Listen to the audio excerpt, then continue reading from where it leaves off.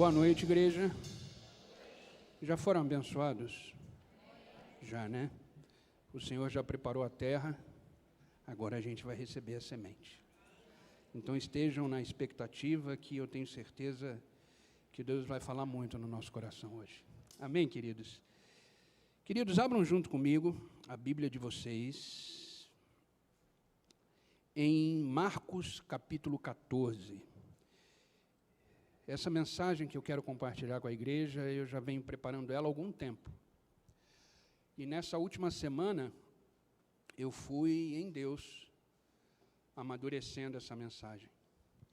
E Deus foi ministrando todos os dias no meu coração e me abençoou muito. Eu tenho certeza que vai abençoar muito vocês. Amém? Acharam Marcos, capítulo 14, vamos ler do versículo 32 ao 41.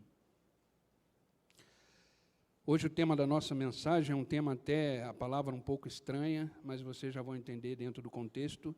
O tema da nossa mensagem hoje é Getsêmanes da vida. Getsêmanes da vida. Todos nós passamos por um jardim desse, né? Diz assim a palavra de Deus. Eu vou ler na versão King James, que é uma versão que eu achei muito interessante, tá? Mas vai aparecer na tela para vocês acompanharem, inclusive os tópicos também. Diz assim a palavra de Deus. Então, foram para um lugar chamado Getsêmane, e Jesus disse aos seus discípulos: sentem-se aqui, enquanto eu vou orar. Levou consigo Pedro, Tiago e João, e começou a ficar aflito e angustiado, e lhes disse: a minha alma está profundamente triste, numa tristeza mortal. Fiquem aqui e vigiem. Indo um pouco mais adiante, prostrou-se e orava para que, se possível fosse, afastada dele aquela hora. E dizia: Abba, Pai, tudo te é possível. Afasta de mim esse cálice, contudo, não seja o que eu quero, mas sim o que tu queres. Então voltou aos seus discípulos e o encontrou dormindo. Simão disse ele a Pedro: você está dormindo? Não pode vigiar nem por uma hora? Vigiem e orem para que não caiam em tentação. O espírito está pronto, mas a carne é fraca.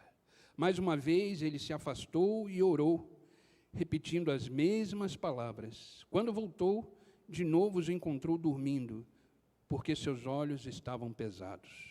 Eles não sabiam o que lhes dizer. Voltando pela terceira vez, ele lhes disse: vocês ainda dormem e descansam? Basta, chegou a hora. Eis que o Filho do Homem está sendo entregue nas mãos dos pecadores. Fechem os olhos, queridos, vamos orar mais uma vez. Pai, obrigado pela tua palavra. Te pedimos, Senhor, que essa palavra possa encontrar em nós terra fértil e que possa produzir aquilo para a qual ela foi lançada, Senhor.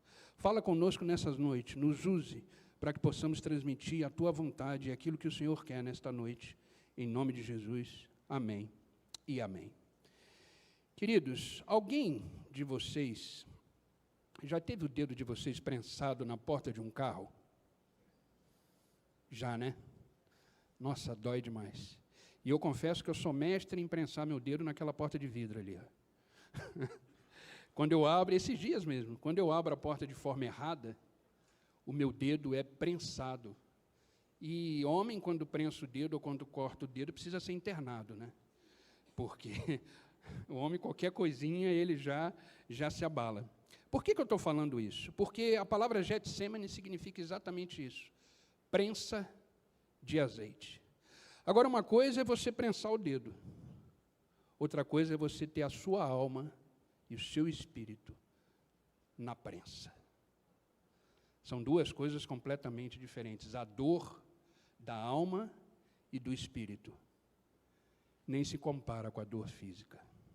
A dor física você toma um remédio, a dor física você toma alguma coisinha, já resolve. Agora a dor da alma e a dor do espírito, ela só é curada em Deus. E é interessante que, quando eu comecei a preparar essa palavra, eu comecei a pesquisar um pouquinho mais sobre o azeite. já que ali onde Jesus estava era o lugar da prensa do azeite, onde tinham as oliveiras, onde a azeitona era prensada para tirar o seu suco e produzir o azeite, eu falei, qual é o melhor azeite que existe? Qual é o melhor azeite que serve para determinada, sei lá, culinária, enfim. E eu achei interessante o seguinte, o melhor azeite é aquele cuja prensa foi de maior intensidade. O melhor azeite é aquele cuja prensa, aquele, vamos dizer assim, esmagamento foi mais intenso. A extração do azeite é muito maior. O azeite se torna mais virgem. Esses são os melhores azeites. Então, quanto mais a azeitona for prensada, mais coisa boa dela vai ser extraída. Mais coisa dela vai ser exprimida ali para aproveitar o máximo daquela azeitona. E é interessante que Jesus Cristo estava ali num dos momentos mais difíceis da vida dele. No momento mais difícil como homem. Ali ele estava vivendo a sua humanidade.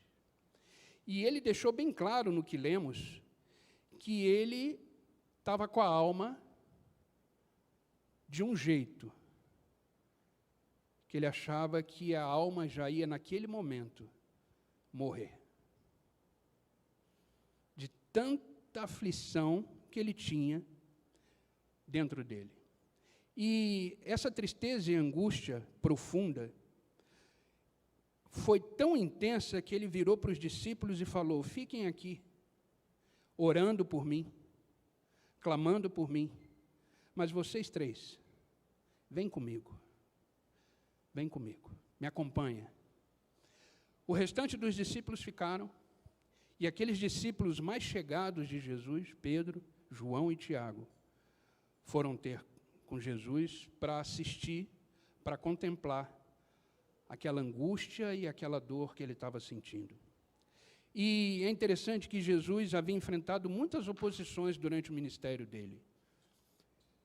Muita gente falando ao contrário, muita gente querendo destruir, o próprio Satanás usou Pedro para tentar fazer Jesus Cristo desobedecer a sua missão.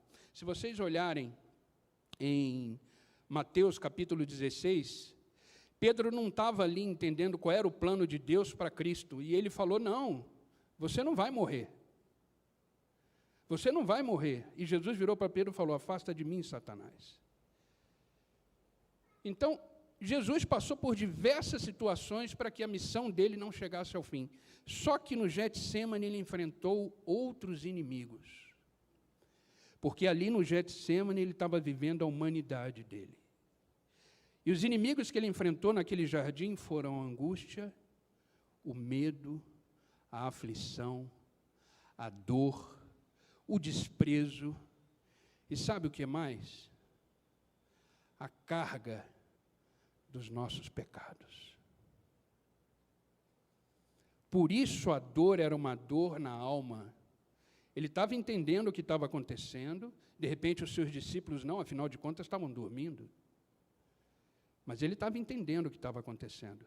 Mas a humanidade dele clamou e disse assim, Pai, se for possível, está doendo tanto, o sofrimento é tão intenso, se for possível, afasta, que eu não beba esse cálice, que eu não sinta essa dor. Agora, é interessante que ali era Deus encarnado, em Cristo, sentindo isso, sentindo essa dor, sentindo essa aflição, sentindo essa prensa para extrair dele a missão que ele veio cumprir.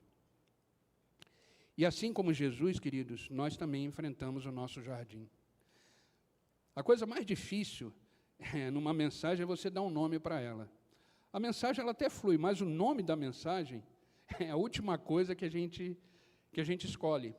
E quando eu cheguei nessa parte da mensagem, eu falei, bom, nós temos os nossos jardins do Getsêmani. E por isso ficou os Getsêmanes da vida. A gente passa por esses jardins, a gente passa por essas prensas, mas Jesus tem muita coisa para nos ensinar nesse momento. Naquele momento que ele estava enfrentando essa dor humana, onde ele estava com toda a sua carga da humanidade prestes a ser cravada no madeireiro, mas ele foi até o fim. Mas esse momento específico, onde ele estava sendo ali um homem de dores, ele tem lições maravilhosas para nos ensinar. Para quando estivermos enfrentando os nossos jardins, a gente possa ter ele como exemplo, porque entenda, queridos, Jesus Cristo é a maior referência, maior modelo que nós temos para a nossa vida prática. Não existe outro modelo, não existe outra referência, só o Senhor. Por isso é necessário, queridos, que a gente absorva o máximo dessa mensagem hoje, das experiências que Jesus viveu ali naquele jardim, para que a gente, ao enfrentar o nosso jardim, olhe para Jesus e fale, ele passou por isso. Ele passou por isso. Que essa experiência dele venha nos ensinar. Eu separei aqui 4 coisas que eu vou ser bem objetivo, bem claro com vocês, que a gente vai aprender com Jesus dentro daquele momento de aflição, aquele momento de dor. A primeira coisa que a gente precisa entender com essa experiência que Jesus viveu é o seguinte, que não estamos isentos do sofrimento. Não estamos isentos do sofrimento. Olha o que está escrito em Marcos, capítulo 14, versículo 34, que lemos. E ele disse, a minha alma está profundamente triste, numa tristeza mortal. Mortal. Queridos, se Cristo passou por esse jardim, tenha certeza que passaremos também.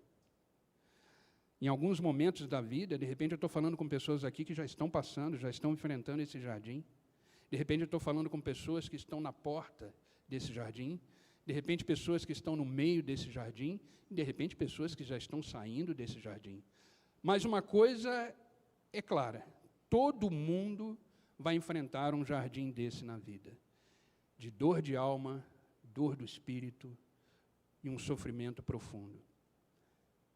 Isso é uma coisa que não tem como a gente... E eu acho interessante que uma pessoa, às vezes, fala assim, não, eu me tornei cristão, comecei a seguir o Senhor, e agora tudo bem. Vai ficar tudo tranquilo. E, na verdade, queridos, seguir a Cristo não quer dizer ausência de sofrimento. Seguir a Cristo quer dizer entender o sofrimento. Olhar o sofrimento de outra forma. Olhar o sofrimento numa outra perspectiva. E entender que, nesse sofrimento, esse Deus e Senhor está vivendo junto com a gente, está passando junto com a gente, porque Ele sabe o que é isso. O que a gente vive hoje, esse jardim que de repente a gente pode estar passando por ele agora, o Senhor já passou. Ele sabe exatamente o que é isso. Olha o que está escrito na carta aos Hebreus, capítulo 4, versículo 15. Carta aos Hebreus, capítulo 4, versículo 15. Preste bem atenção nesse versículo. Pois não temos um sumo sacerdote que não possa compadecer-se das nossas fraquezas, mas sim alguém que, como nós, passou por todo tipo de tentação, porém não pecou. Olha que fantástico isso. O próprio Senhor, Ele entende profundamente, perfeitamente, os Getsêmanes da vida que passamos, porque Ele esteve lá. Ele esteve lá. E o versículo deixa muito claro, alguém que, como nós, passou por todo tipo de tentação. Sofrimento é pecado? Não. Mas ele é uma tentação, ele produz em você, de repente, uma reação de cometer algum pecado para se livrar do sofrimento. Mas ele não. Ele foi até o fim, sem pecado. Então, queridos, isso que você de repente está vivendo, entenda, o Senhor conhece profundamente. Ele conhece de uma forma tão intensa que Ele tem a solução para isso. Ele sabe o que fazer, porque Ele é Senhor e Deus. E, além de tudo, Ele é Pai. Mas a gente tem que ter a consciência que a gente não está isento dos sofrimentos. Mesmo sendo filhos de Deus, O sofrimento, ele pode chegar a qualquer momento. A qualquer momento. Então, entenda, a primeira coisa que a gente aprende nessa experiência que o próprio Senhor viveu dentro daquele jardim, não estamos isentos do sofrimento. Amém, queridos? Segunda coisa que a gente aprende com o Senhor é que não devemos ficar sozinhos no sofrimento. Não devemos. Não sofra sozinho. Existem pessoas que te amam. Existem famílias.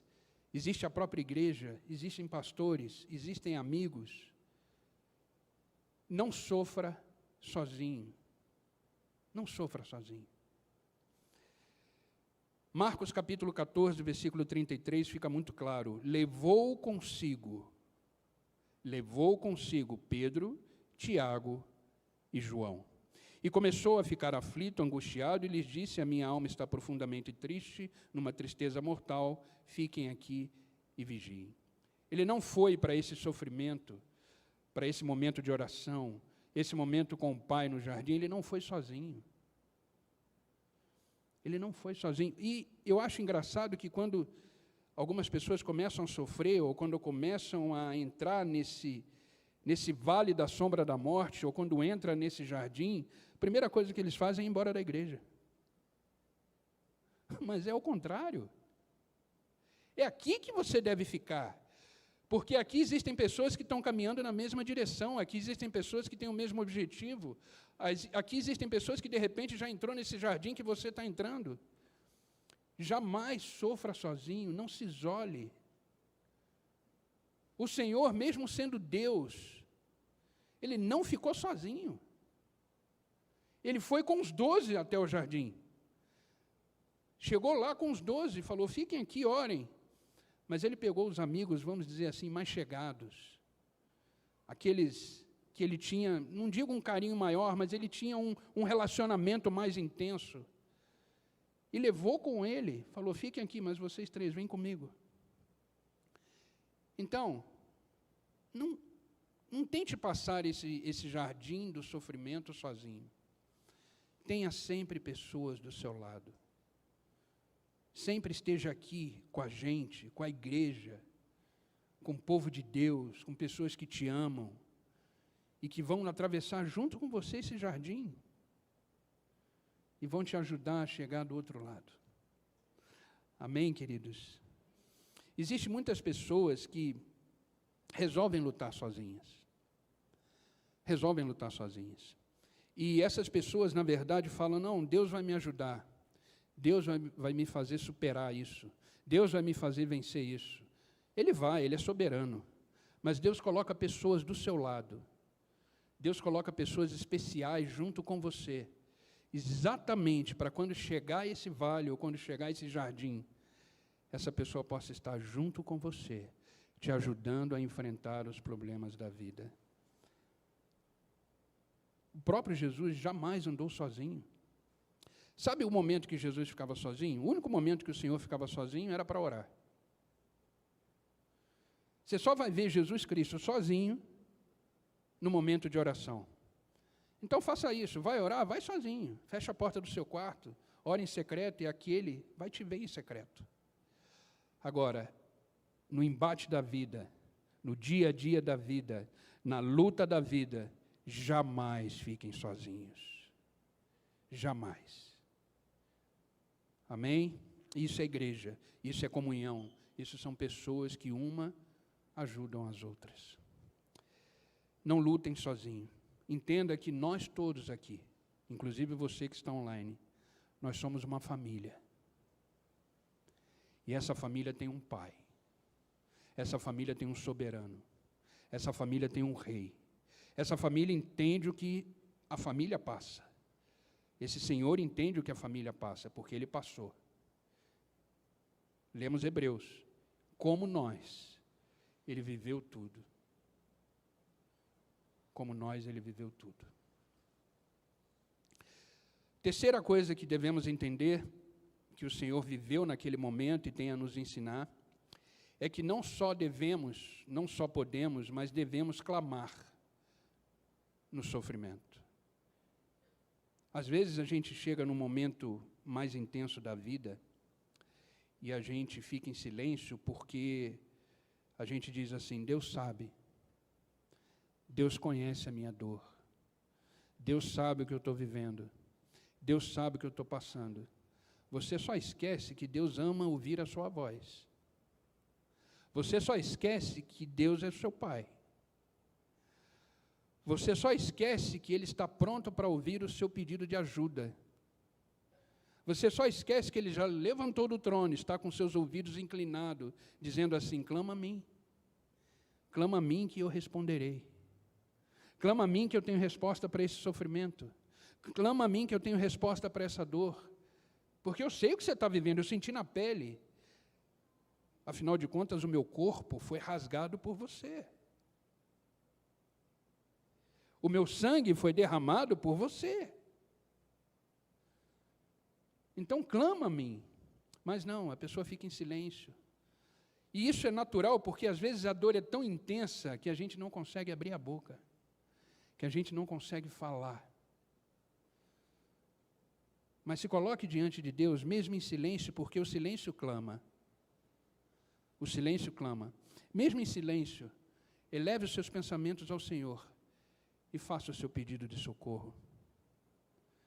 Não deixe de orar, não deixe de clamar. Na verdade, queridos, a oração é um estilo de vida.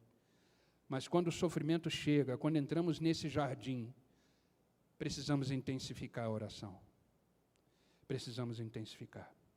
E entenda que quando você compartilha o seu sofrimento, você está arrumando para você um monte de intercessores. Porque foi isso que Jesus fez. Quando Ele compartilhou a dor dele com aqueles 3 discípulos, fora os outros que Ele deixou lá atrás. Tudo bem que os 3 dormiram, mas os outros, a Bíblia não fala. Mas Jesus Cristo sabe o poder de uma intercessão. Afinal de contas, Ele é o nosso maior intercessor. Ele sabe o poder de uma intercessão.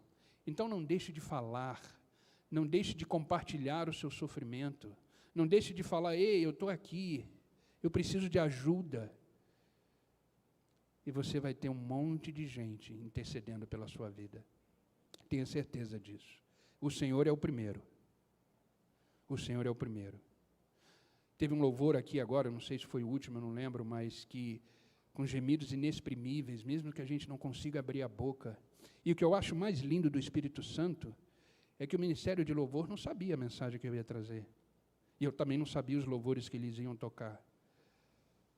Mas no Espírito Santo, há uma coisa que eu gosto de chamar de sincronismo divino, porque é impressionante a forma que Deus age. É impressionante. E a última música foi exatamente isso, mesmo que você não saiba orar, mesmo que você não saiba falar, a dor esteja intensa. Se coloque pelo menos na posição de um adorador, na posição de um filho, e deixa o resto com o Espírito Santo. Como o pastor Ricardo disse aqui na oração, tenha certeza que o Senhor já recolheu a sua oração, recolheu o seu choro, recolheu o seu silêncio e levou a Deus. Mas não fique em silêncio e não fique sozinho. Você não nasceu para viver sozinha, você não nasceu para viver sozinho. Precisamos de Deus e precisamos de pessoas. Pessoas precisam de pessoas. Isso é relacionamento, isso é comunhão, isso é igreja, isso é família. Afinal de contas, o céu que a gente vai é um só. E eu espero que vocês barrem comigo lá também. A gente está indo para o mesmo lugar, queridos. Então deixa a gente viver junto. Deixa a gente caminhar junto. Não sofra sozinho, não sinta dor sozinho. Caminhe, vamos caminhar junto. Não pare de clamar. Não pare de clamar. Marcos capítulo 14, versículo 35 diz assim: indo um pouco mais adiante, prostrou-se e orava para que, se possível, fosse afastado dele aquela hora. E dizia: Abba, Pai, tudo é possível. Afasta de mim esse cálice, contudo não seja o que eu quero, mas sim o que tu queres. E o versículo 39 diz: mais uma vez ele se afastou e orou, repetindo as mesmas palavras. Às vezes a gente não tem um vocabulário para orar. E a gente entra nessa repetição por causa da aflição, não se preocupa com isso, o próprio Senhor fez isso. Ele falou várias vezes a mesma coisa. O desespero era tanto, que ele não queria passar por aquilo que ele já sabia que ele ia passar. Ele sabia que ele ia ser pregado numa cruz, ele sabia que ele ia ter seu sangue até o fim, escorrido naquela cruz. Mas ele disse, faça a sua vontade, e não a minha. Agora, o que é mais interessante dele, que eu estava olhando nessa palavra, é que em momento algum, enquanto ele estava indo para o Getsemane, com os 12 discípulos, em momento algum ele demonstrou a sua angústia, o seu medo e o seu pavor. Em momento algum ele fez isso.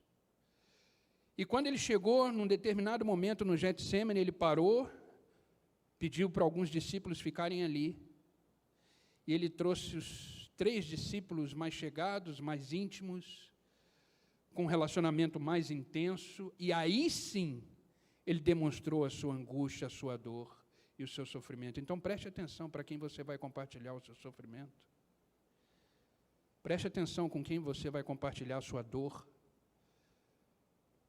Você precisa ter pessoas perto de você que te entendam, que te compreendem, que não coloque mais peso sobre você e que não coloque mais dor sobre você. Então preste atenção com quem você anda, com quem faz parte do seu círculo de amizade, com quem você compartilha a sua dor. Jesus não compartilhou com os 12. Eu fico imaginando a cena, porque, queridos, sempre quando eu leio a palavra de Deus, eu tento visualizar a cena acontecendo na hora. Eu tenho isso comigo, eu gosto de ver como se estivesse falando assim, nossa, está acontecendo isso, é como se estivesse acontecendo. Eu sempre gosto de ler assim, e quando eu li essa passagem, eu imagino os 12 caminhando tranquilos, conversando. Só Jesus Cristo sabia o que ele estava sentindo ali. Mas quando ele chegou com os 3, aí sim, ele despencou toda a sua dor, toda a sua aflição, ao ponto de dizer, a minha alma está abatida. Está abatida. Entenda isso. Quando entendemos que Deus, Ele contempla a nossa dor, que Ele viveu o que a gente viveu, e a gente começa a compartilhar isso com pessoas que nos acompanham, com pessoas que vivem aquilo que vivemos, a gente começa a ter uma vida de descanso, porque a gente sabe que a gente não está sozinho. A gente sabe que o Senhor está com a gente. A gente sabe que essas pessoas que foram enviadas por Deus estão com a gente. A gente sabe que existem pessoas que estão ali para nos ajudar, para nos levantar e para nos fazer continuar a caminhada. Afinal de contas, estamos indo na mesma direção. Amém? Então, clame sempre que você estiver passando apuros. Tenha uma vida assim de oração diária, constante. Isso é fundamental para que o seu relacionamento com Deus seja verdadeiro, intenso. Mas na hora da aflição, dobre isso, triplique isso. Ore mais, clame mais, entregue mais, compartilhe mais, se envolva mais e tenha certeza que esse sofrimento vai passar como o de Jesus Cristo passou. A gente vai chegar lá no final dessa história. Mas, por enquanto, a gente está dentro do jardim, vivendo esse sofrimento e entendendo esse sofrimento. 4º e último ponto. Esse eu vou ficar um pouco mais nele, que ele é o resumo, né, desse jardim.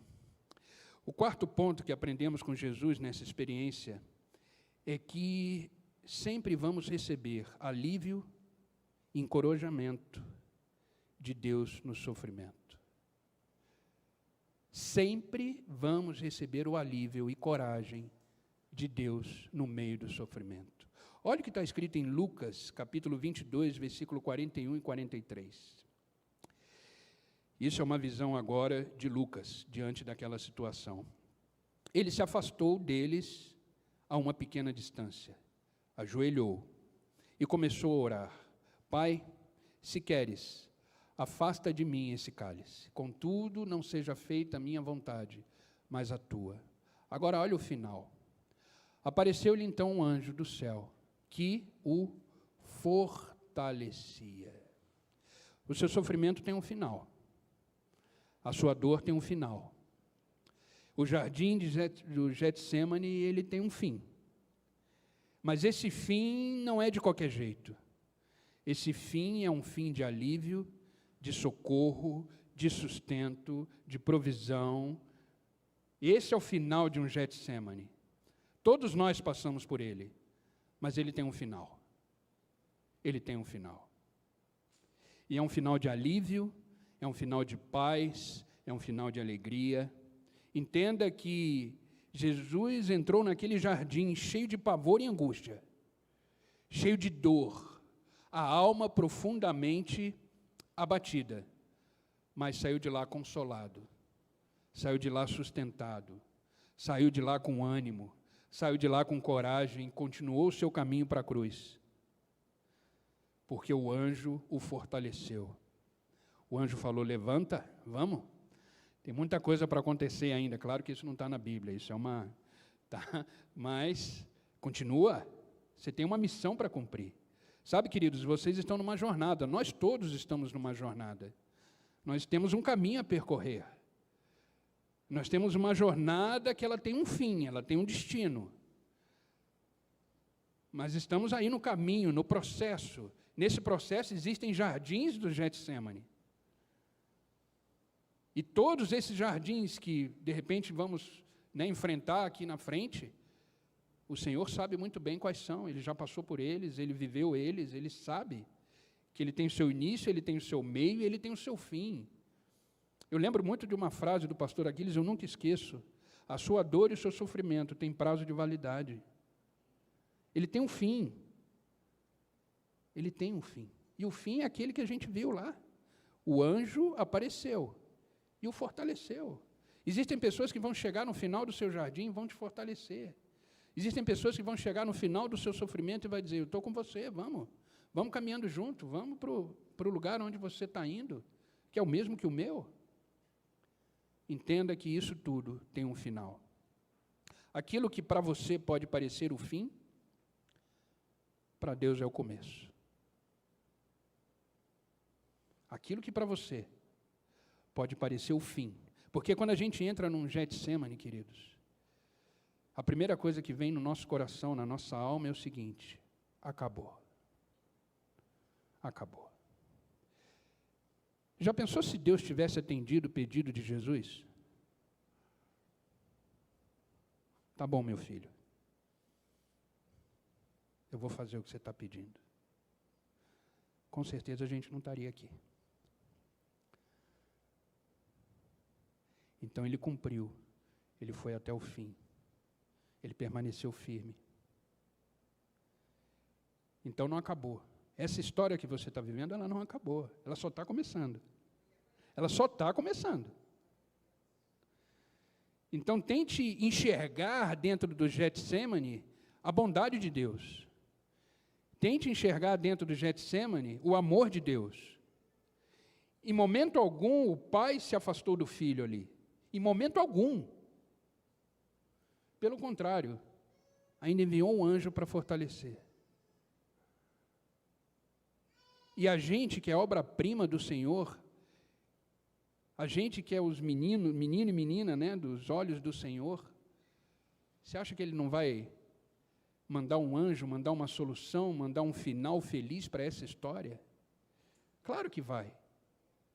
Entenda que quando Deus criou todas as coisas, Ele criou com a sua palavra, mas na hora que foi fazer eu e você, Ele usou as suas próprias mãos. A gente tem as marcas de Cristo, as marcas de Deus em nós. E além do fôlego de vida, que é o sopro do próprio Deus em nós. Então você é muito importante para Deus. Você é muito importante para Deus. E quando a gente entra nesse vale, quando a gente entra nesse Getsemane, a primeira coisa que a gente não pode perder é a nossa identidade. Quem somos em Deus? Somos filho. Jesus Cristo jamais perdeu a sua identidade. E qual é a prova de que Jesus Cristo não perdeu a sua identidade no vale? Como é que ele iniciou a sua oração? Abba, Pai. Ele começou a sua oração dizendo: Abba, Pai. Só chama o outro de pai quando você sabe que você é o filho. Senão você não vai chamar o outro de pai, você vai chamar de amigo, de irmão, de companheiro, de companheira, de colega. Jesus Cristo não fez isso. No meio do sofrimento, naquela dor, sendo prensado, ele levanta os olhos e clama, Abba, Pai. Ele sabia quem ele era. Então não perca a sua identidade enquanto você estiver no jardim, nem depois, lógico. Enquanto você estiver no jardim, reconheça quem você é e toma uma postura de filho. E é interessante que no final da oração de Jesus Cristo, ele disse o quê para o Pai? Não faça a minha vontade, mas faça a sua, porque ele sabe que o Pai tem o melhor. Ele sabe que o Pai, a vontade do Pai é boa, é agradável, é perfeita. Ele sabe que a vontade do Pai é soberana. Por isso que no meio da dor ele falou, tudo bem, mas faça a sua vontade, esquece o que eu falei, vamos dizer assim, né? Faça cumprir aquilo que o Senhor tem para mim como plano e como propósito. Se é para salvar a humanidade, eis-me aqui. E ele foi até o fim. E ele foi até o fim. Então, queridos, entenda que o final da história vai ser um alívio, uma coragem e um ânimo tremendo para que você possa continuar a sua jornada, essa jornada que só está começando. Só está começando. Amém? E eu quero finalizar, queridos, lendo com vocês o Evangelho de Mateus, capítulo 28, do versículo 1 ao 7. Evangelho de Mateus, capítulo 28, versículo 1 ao 7. O Getsêmani passou. Jesus Cristo chegou para os discípulos que estavam dormindo e falou, basta, levantem. O povo já está chegando, aquele que vai me trair já está chegando. Ou seja, a dor é grande, o sofrimento é grande, mas eu tenho um Pai, e eu vou continuar. E eu vou continuar. E agora a gente vai ver o resultado dessa história. Evangelho de Mateus, capítulo 28, versículo 1 ao 7, diz assim. Depois do sábado, tendo começado o primeiro dia da semana, Maria Madalena e outra Maria foram ver o sepulcro. E eis que sobreveio um grande terremoto, pois o anjo do Senhor desceu do céu, e chegando ao sepulcro, rolou a pedra da entrada e assentou-se sobre ela. Sua aparência era como um relâmpago, e suas vestes eram brancas como a neve. Os guardas tremeram de medo e ficaram como mortos. E o anjo disse às mulheres, não tenham medo. Sei que vocês estão procurando Jesus que foi crucificado. Abri um parênteses. Aquele que estava no jardim do Getsêmani. Aquele que estava com dor. Aquele que estava angustiado. Aquele que estava triste até a alma. Aquele que estava completamente arrasado com o peso do nosso pecado. Eu sei que vocês estão procurando esse Jesus, mas ele não está aqui, ele ressuscitou, como tinha dito. Venham ver o lugar onde ele jazia e vão depressa, digam aos discípulos que ele ressuscitou dentre os mortos e ele está indo adiante de vocês e lá vocês os verão. Passou o jardim, acabou o jardim e ele está vivo. Ele está vivo. Acabou o sofrimento. Acabou a dor. Mas ela foi necessária. Então, queridos, ser exprimido, ser prensado, é necessário para que os seus sonhos ressuscitem, para que a sua família ressuscite, para que a sua vida ressuscite, para que seus projetos ressuscitem, para que haja ressurreição na sua vida. Entenda que sempre vai ser necessário passarmos pelos Getsêmanes da vida, mas na certeza de que um Deus passou, venceu, ressuscitou e hoje entende perfeitamente o que são os jardins do Getsêmani. Amém, queridos? A partir desse Getsêmani de Jesus, ele não teve mais vestígio de dor, ele não teve mais angústia, ele ressuscitou e ainda foi adiante dos discípulos. Então, quem vai na sua frente é aquele que contempla a sua dor e sabe o que você está vivendo.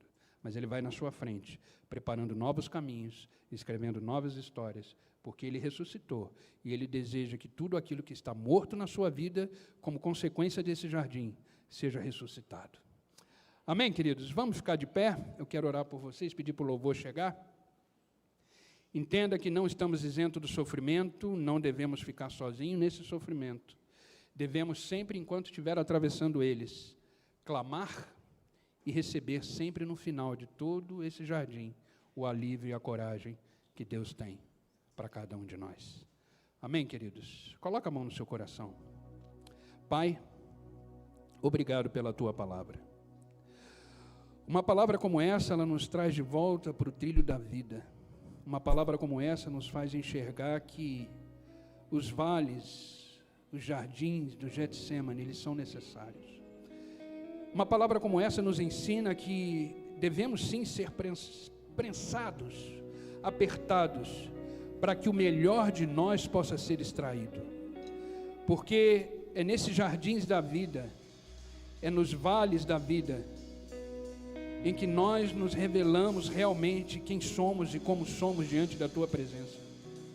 Por isso, Pai, eu peço que essa palavra agora invada o coração de cada um e produza frutos, Senhor, para a honra e glória do Teu nome.